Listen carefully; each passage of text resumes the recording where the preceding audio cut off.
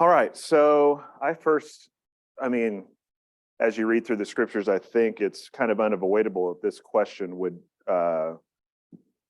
it's going to come up, is what I'm trying to say. As a pastor for decades, spiritual leader for decades, frankly, I kind of avoided the question. Not so much as Christianity against women. I think anybody who believes the Bible and tries to follow the Bible would say absolutely not. Christianity is pro-woman, pro-human. But the question really centers around, are women second-class citizens, kind of in the human race and in the kingdom of God and the church specifically? So I won't belabor this point, but there's so many things to look at on this topic. I did like a 5 or 6 part series on this back in 2017, and that scratched the surface. I think we addressed a lot of different things there.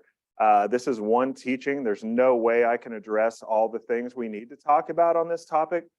Back in 2009, actually, the issue came to the forefront in the church I was leading at the time. Major tension about women's role in ministry, women's role in leadership, whether women are allowed to teach publicly in the church. And the Bible has some things that can, at first glance, be pretty confusing on that topic. Seem to say women can't teach or have authority over a man in 1 Timothy 2. So we had such a sharp disagreement amongst ourselves that I decided actually to pull a study team together to look into this topic. We spent a year. I mean, we did other things with our lives during that year, but for a solid year, we read all sorts of different texts. We definitely studied the scriptures directly, but also all sorts of scholars kind of on various viewpoints on this issue. And then eventually in 2009, I wrote this paper summarizing our views as a team, my views, for sure. And this is our website. There's my USD 383 email tab over there as well. But yeah, I forgot that was there. So anyway, if you want to read the essay that came out of those studies, that's a little more far-reaching than we're going to get this morning, I suggest going there. It's just go to the villageocn.com resources, and under articles, women in ministry. That really gets into a ton of the real problem passages, texts, the challenging ones that seem to communicate that women shouldn't be involved in any kind of leadership type position in the church. And I think there's some answers to that. It takes some work to understand and get to, I think, some answers that fit with the rest of the scriptures. So I'm not going to address those things hardly at all from that paper, because I'm going to trust if you want to know it enough, you'll go read it and talk about it. And that's not exhaustive either. It's like a 12 or 13 page paper, but it's kind of a summary. So there's all sorts of other stuff that we could look at. So what's the big deal on this topic? I think hopefully it should already be apparent what the big deal is. Half of humanity has been greatly restricted, not only by Christianity, but by religion in general, historically. So by the way, when I refer to Christianity, the question you should be asking is, what do you mean by Christianity, Todd? Do you mean the official teachings of the scriptures, the beliefs of people who are followers of Jesus? Or are you referring to the institutions that are known as and connected to Christianity? We're going to look at both. What I want to major on is what the Bible actually teaches and how it should really guide our faith and practice. So, but let's get our bearings here with kind of the situation even beyond Christianity, because to understand what Christianity, what the scriptures actually teach on this topic, you've got to understand the historical, cultural settings within which the things are said, the things are written that we find in the scriptures. Context determines meaning. So things that are written back 2,000 plus years ago, we need to make sure we're trying to understand what did those words and analogies and stories actually mean to the audiences then. You see, we're super guilty of what I think C.S. Lewis called chronological snobbery. We look backwards from right now, 2023, and we think We are the most enlightened people ever. We know how the world ought to be. And as we look backwards, we judge everybody by our superior enlightened position. How arrogant. How totally arrogant. To understand, though, on this topic, we've got to understand, and understand anything, frankly, historically, we've got to understand the context. Okay, so let's just take a broad look at what do religions, generally the major world religions, what do they say about women? So let's look at Hinduism. These quotes here, by the way, are from non-Christian religion scholars. This is not like Christians stacking the deck. There aren't really Hindu scriptures to go directly to as much. So here's just a few summaries. In Hindu society, women were not eligible for moksha or moksha. That's the state of enlightenment, escaping the continual cycle of rebirth. It's the goal in Hindu theology, if you will. Women are not eligible for it. The best that a woman could hope for was to be reborn as a man. Underneath men, at least in the process. Subhuman, I don't know, possibly.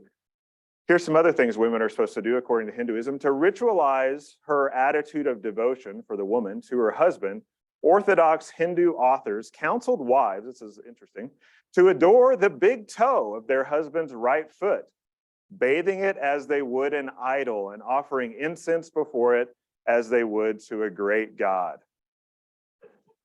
Be some good date night discussion. Don't try to put that into practice. All right. Hinduism also says the birth of a girl was not an occasion for joy. Hindus attributed it to bad karma in a previous life and frequently announced the event by saying nothing was born. Not a very positive view of women. What about Islam? This is fairly well known. Just summary, here's a quote straight from the Quran.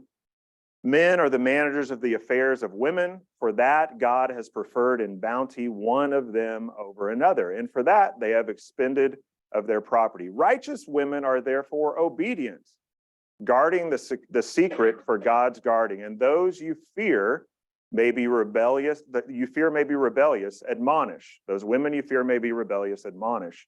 Banish them to their couches and beat them. That's instruction straight from the Quran. This is a quote about Islam. For many men, the best part of the heavenly garden, the paradise, the afterlife, was the hur. And the hur is made up of dark-eyed, buxom virgins. In addition to his earthly wife, each male in heaven could expect to have 70 hur.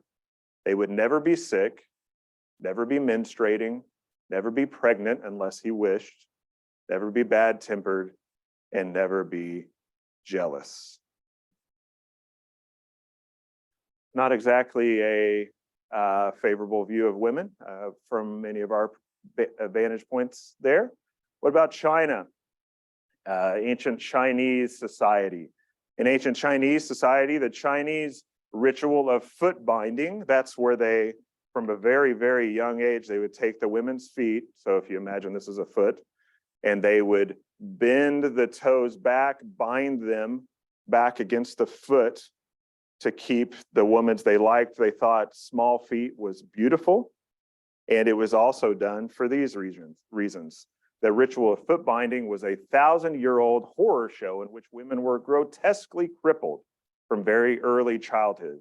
The means by which the Chinese patriarch saw to it that their girls and women would never run around, like literally, because they couldn't run. You see old videos of women who've been it's there. I don't even know how to do it.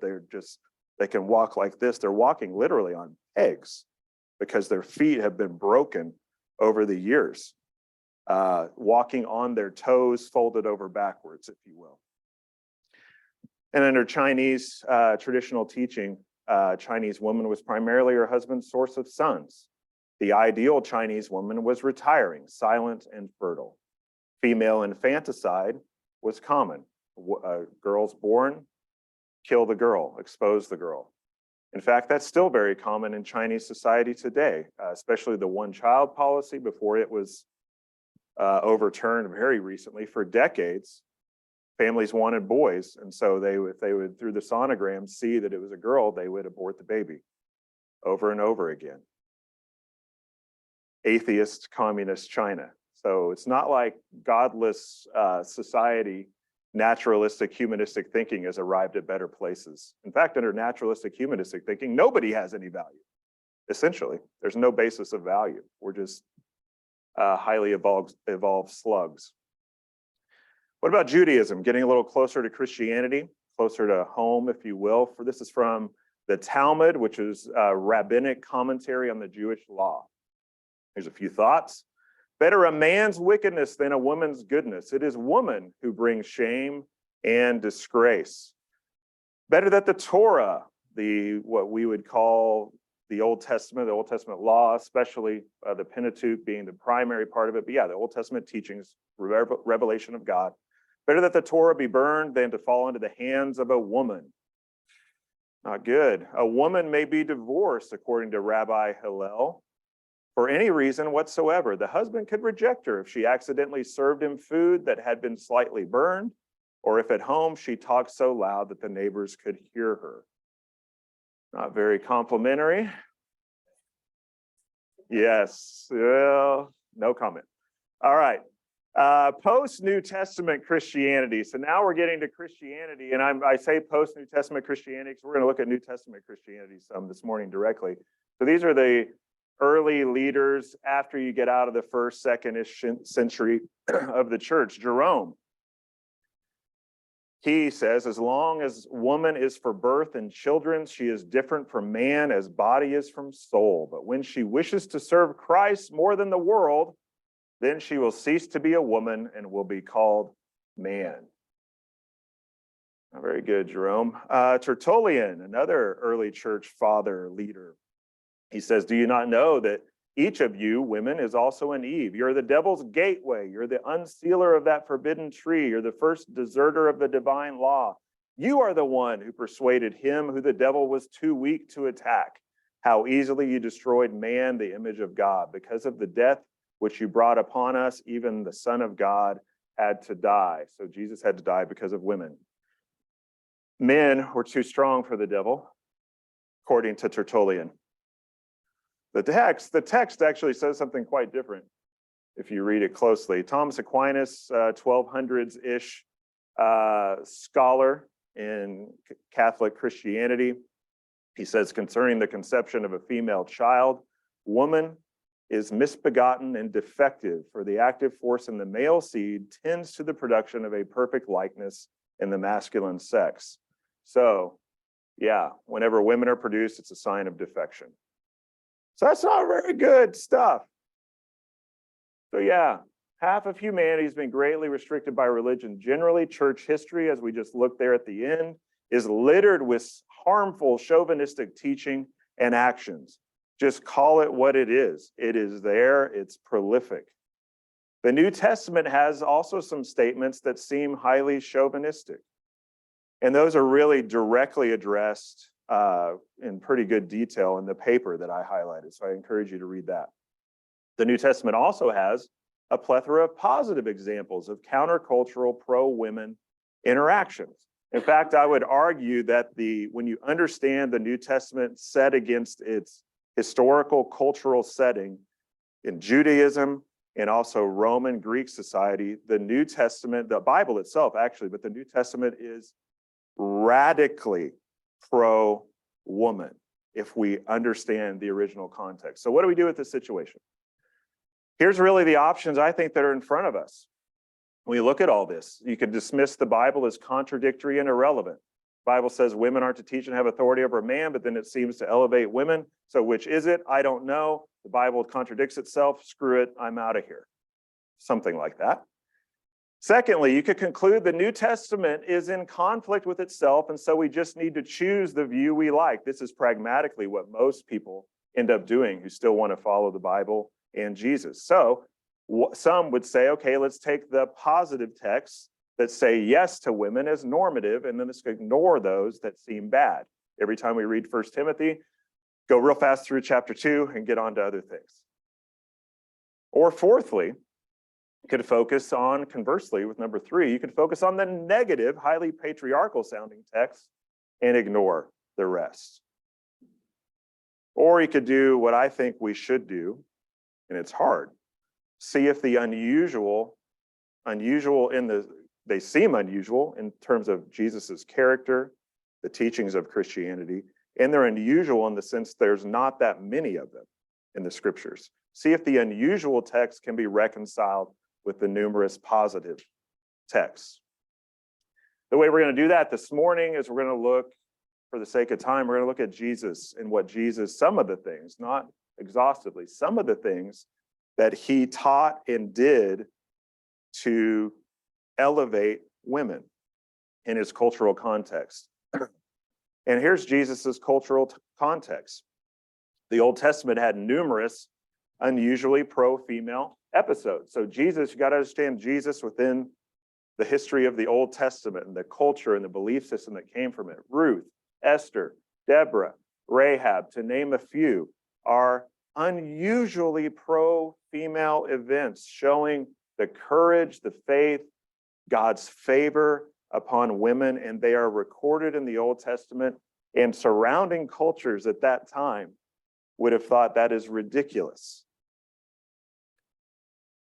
Intertestamental, but so between the Old Testament and the New Testament's era, intertestamental Judaism, which is roughly 400 years or so, included, though, a deteriorating view of women.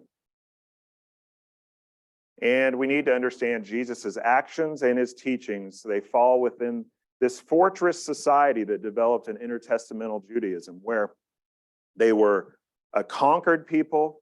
They were trying to go back to their traditional roots. They were very concerned about losing their culture and their society, and they got increasingly restrictive upon the views of women. So that's the context. A lot of time there for context. No apologies at all for that. The more probably should be done for us to understand what Jesus is doing and saying. So here's what we're going to look at. Overview, and then let's do it. So how did Jesus treat women? He had women in his band of disciples. Revolutionary. He intentionally taught and acted to elevate women. Revolutionary. Here's the third one that a lot of people are like, I love Jesus, just not the church. I like Jesus. I just think Paul's an asshole because he kind of seems like one sometimes. Jesus is all the things we know about Jesus, period, but all the things we know about Jesus and the way he interacted with women, we know them because his male disciples chose to keep those records, write them down, and pass them on to us. In other words, they're affirming the way Jesus related to women.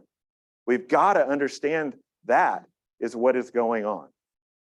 Yeah, and of course, in case I haven't done it already, to feel the full weight of these matters, we've got to understand all this within the cultural context. Let's do it.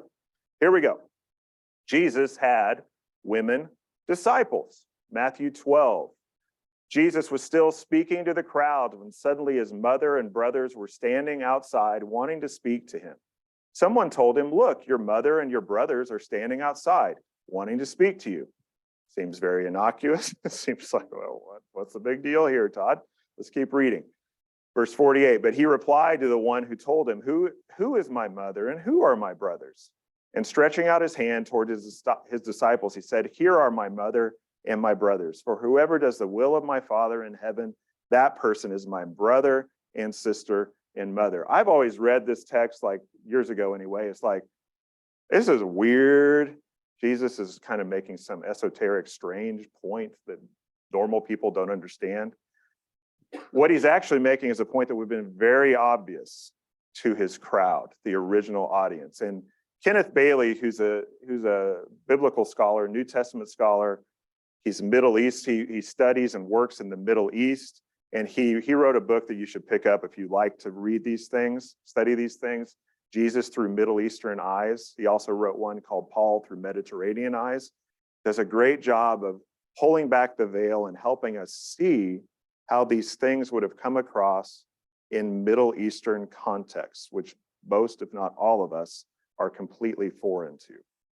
He says this, in our Middle Eastern cultural context, a speaker who gestures to a crowd of men can say, here are my brother and uncle and cousin.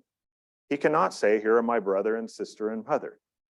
The text specifically affirms that Jesus is gesturing to his disciples, whom he addresses with male and female terms. This communicates to the reader that the disciples before him were composed of men and women, which is unheard of at Jesus's time. The rabbis would only take on male disciples. Jesus is saying many things. He's saying, as or more important than my actual mother and brothers are the people who believe in and follow me. This is my deepest family. And among that deepest family that I trust so deeply are men and women. Luke 8, another episode. Soon afterward, Jesus was traveling from one town and village to another, preaching and telling the good news of the kingdom of God. The 12 were with him, the 12 being the 12 apostles, those dudes, Peter and the gang, and also some women. The audiences reading this would have thought, nuts, crazy, scandalous even. Some women who'd been healed of evil spirits and sicknesses. Mary, called Magdalene, 7 demons had come out of her. Joanna, the wife of Chuza, Herod's steward, Susanna, and many others who were supporting them from their possessions. So what's the big deal here? Well, first of all, he has women disciples. Big deal. Elevating the value of women compared to his culture. Big deal. Also, they traveled with him. They spent night after night in strange villages. Even today, if women travel with a group of men in the Middle East, they've got to spend their nights with relatives. So there's something going on here that people are like, this is crazy, this is unusual, this is scandalous, etc. Jesus is going to great lengths to show value to women. And notice that last phrase there that's underlined. Many other women who are supporting Jesus and the 12 from their possessions. They were dependent upon women. They were willing to place themselves in need to women. This is so countercultural. It's so hard for us to realize this. And remember, Luke, a Middle Eastern man, admits all of this in writing and makes sure it's recorded for us to know. Otherwise, why does he include all this stuff in Luke 8, 1 through 3? It's kind of like we could pass over it easily, but there's a huge point being made. Later on, Luke 10. This is particularly interesting. While they were traveling, Jesus entered a village, and a woman named Martha welcomed him into her home. She had a sister named Mary, who also sat at the Lord's feet and was listening to what he said. This is, if you've grown up in the church or been around a while, this is kind of a familiar story, Mary and Martha's story. Verse 40, but Martha was distracted by her many tasks, and she came up and said, Lord, don't you care that my sister has left me to serve alone? So tell her to give me a hand. We've kind of reinterpreted this passage to be like, Martha, come on, stop being so busy. Just let the dishes sit there. Get over yourself, Martha. Go worship God, all that stuff. So that's totally false, but that's not the point of the story at all, actually. Culturally, this is included because culturally, Martha was doing the appropriate thing. Martha was doing what women were supposed to do, preparing for the men, doing the work in the kitchen, making the preparations, etc. Martha's doing the appropriate thing. So remember that. The audience doesn't read this initially and see what Martha's doing and think, gosh, what a high-strung woman. It's like, no, she has a right to be upset with her lazy sister Mary. Verse 41. The Lord answered her, Martha, Martha, you are worried and upset about many things, but one thing is necessary, and Mary has made the right choice, and it will not be taken away from her. What's the right choice? What's the point of this episode? Is the right choice that she's not supposed to be cooking, cleaning, doing whatever? No, Jesus is not saying no more cooking and cleaning allowed for anybody who follows me. No. That's why we get it wrong. It's not about that. The point is back there. Mary sat at the Lord's feet and was listening to what he said. Maybe literally was sitting at the Lord's feet, it would be like, and I'm not the Lord, but it would be like when they sit at teachings, the rabbi or the teacher sits usually, and everybody else is sitting on the floor at the person's feet. But it was also, to sit at someone's feet was a technical term referring to choosing to place yourself under the instruction and the teaching of a revered rabbi or teacher. So that's what Mary was doing. Paul talks about this in Acts 22, or Luke talks about it about Paul. Quoting Paul, Paul says, I'm a Jewish man born in Tarsus of Cilicia, but brought up in this city at the feet of Gamaliel. Doesn't mean that Paul never got up off his butt and sat at Gamaliel's feet his whole life. It means he chose from a young age to be a disciple of Gamaliel, the leading rabbi, the leading teacher of the day. He was educated according to the strict view of our patriarchal law.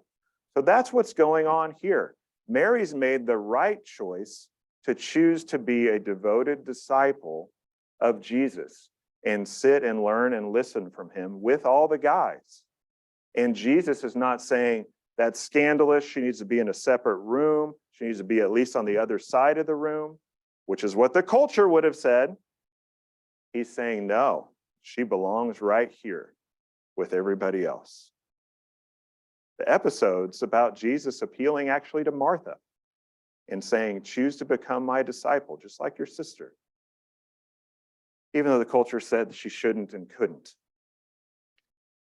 John 4, another very familiar passage to those of us who've been around the church for a while. When Jesus knew that the Pharisees heard he was making and baptizing more disciples than John, though Jesus himself was not baptizing, but his disciples were, he left Judea and went to Galilee.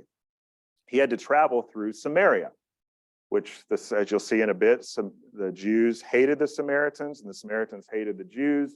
The Jews would go around Samaria. If you're going from Judea north to Galilee, you would go around Samaria to get there. But Jesus traveled through Samaria.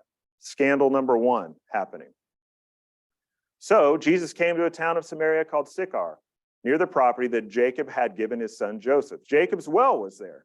And Jesus was worn out from his journey, and he sat down at the well. It was about the 6th hour, the heat of the day. 6 hours, not 6 a.m., 6 hours around noon. Heat of the day, he's sitting by a well. Nobody comes out to draw water at the well at the heat of the day. They do it in the cool morning or evening hours. Let's read on. Then a woman of Samaria came to draw water.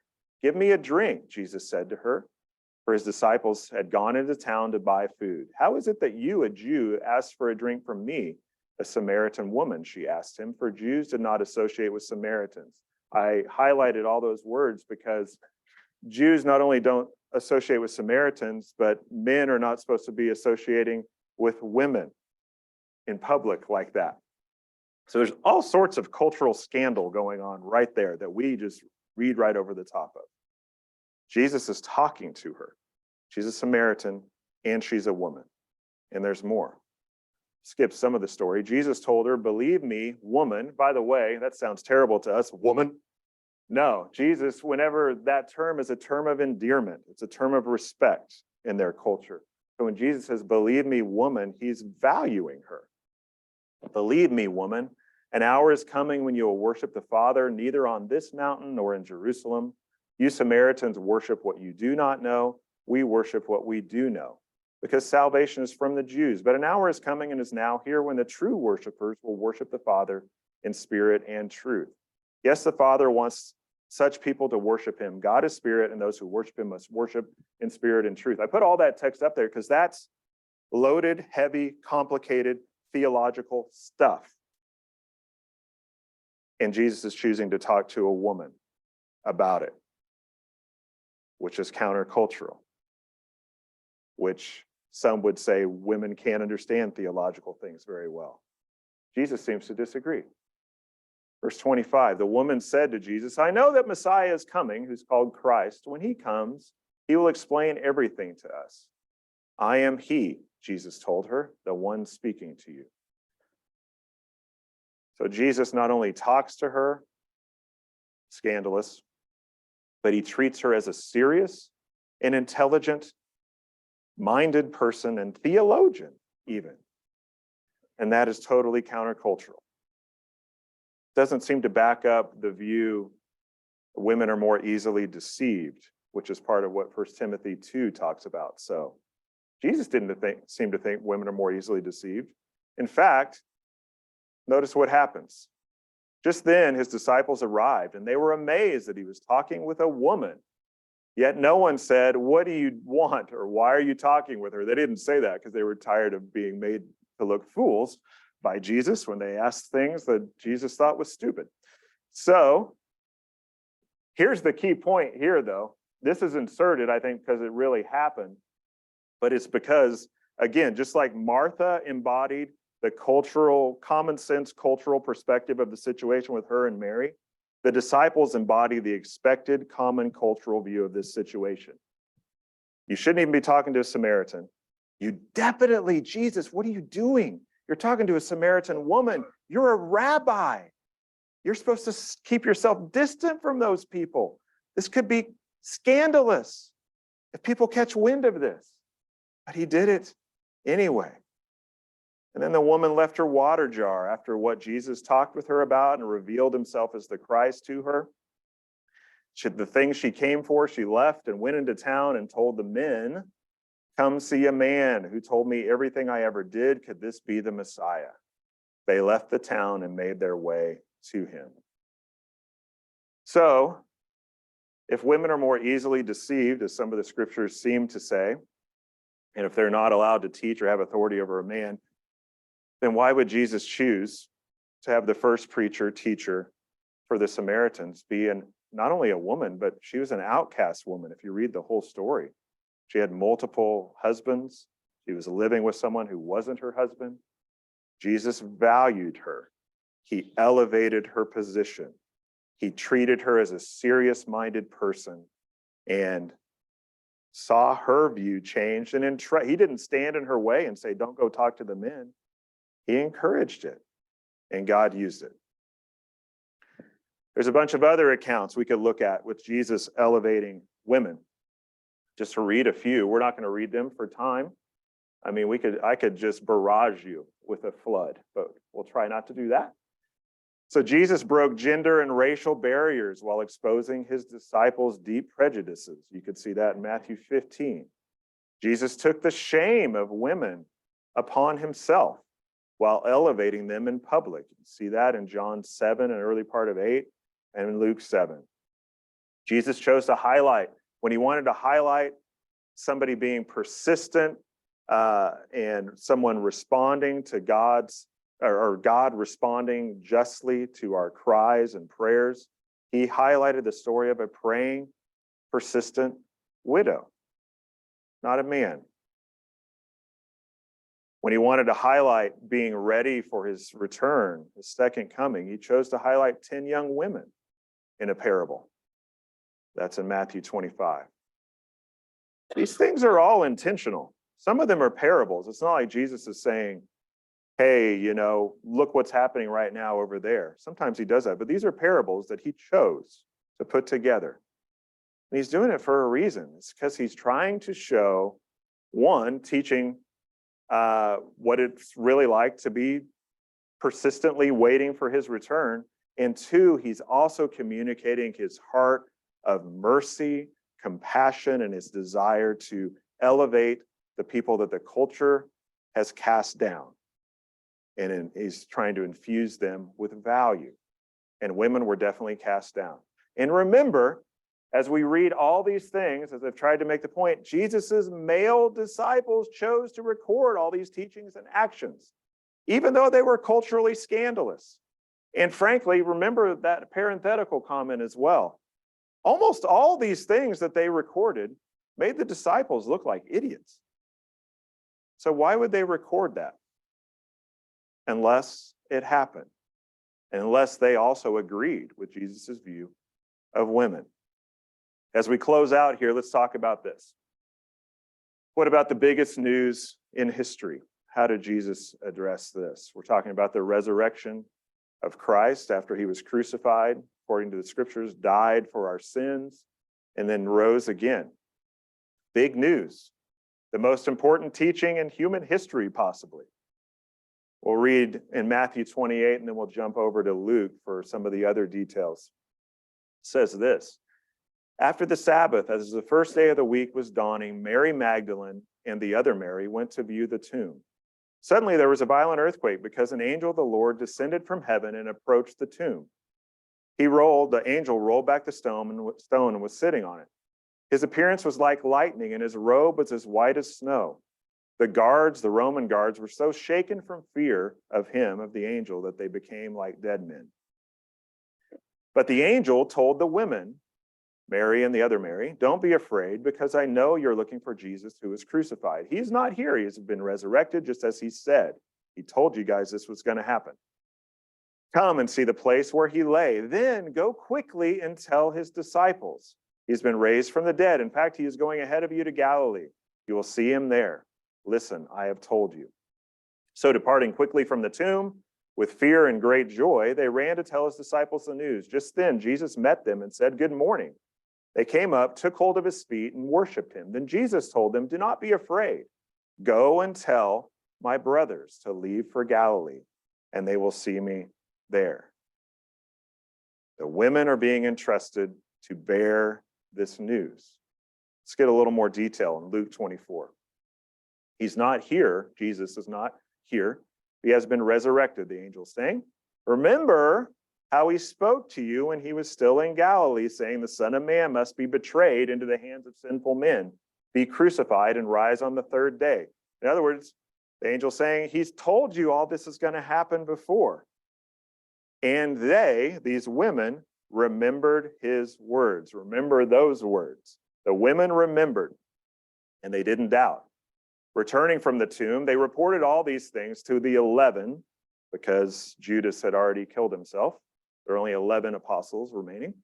And to all the rest, Mary Magdalene, Joanna, Mary the mother of James, and the other women with them were telling the apostles these things. Right at this pause right there. This is a perfect chance for the male disciples to reveal they are mentally and theologically superior. To say, yeah, we know he rose from the dead, ladies, because we listened to his teaching. He's been telling us for a while he's going to be crucified, and then he's going to rise from the dead, just like the scriptures say. We've been good students. We know this is going to happen. But instead, these words seem like nonsense to them. And they did not believe the women. Remember, the male disciples made sure this was included in the text. Yes, like I just said. So here, let's go back to this. So here we have the most important news in human history, the resurrection of Jesus. If Jesus really thought, and if the New Testament really taught, that women are not allowed to teach or to have authority over men, if women are not able to handle theologically complicated topics like some claim and some New Testament passages seem to say, if you don't understand them in context, then why would Jesus entrust the most surprising, complicated, hard to believe theological truth in human history to women? It's true, and he trusted them. And it kind of just added to Jesus's culture of the backwards wisdom of God, everyone being elevated as equally valuable to God, God using things that a culture doesn't think, using people, God doesn't think culture should, God using people that a culture thinks shouldn't be used. So our options, and again, it's hard to do because to understand how the scriptures teach about this topic, you kind of need to immerse yourself in all these different texts. We just don't have time to do. But hopefully we at least addressed a little bit of how some of these negative texts, like women can't teach or have authority over men from 1 Timothy 2, can be reconciled with numerous positive texts. So what does 1 Timothy 2 teach? Read the paper. No time for that. That's a whole separate teaching. Almost the whole teaching would be required to explain that. I would argue unapologetically that the Bible is overwhelmingly progressive, whatever the heck that term means today, I'm not sure. But the Bible is radically pro-female, especially when you understand it in its cultural, historical context. It's radical. It doesn't maybe seem that way to us. We look at it through different lenses, but it is radically pro-woman. There's been some radically anti-woman things that have done, many of them, throughout church history. But the thing that should guide us is the biblical teaching, not tradition, not the history of church interpretations or denominational viewpoints. We should take those things into account. We should, especially if we're going against an understood historical teaching on a topic, the burden of proof's on us if we've got a different viewpoint. But ultimately, the Bible is our foundation of faith and practice and view of how things really should be.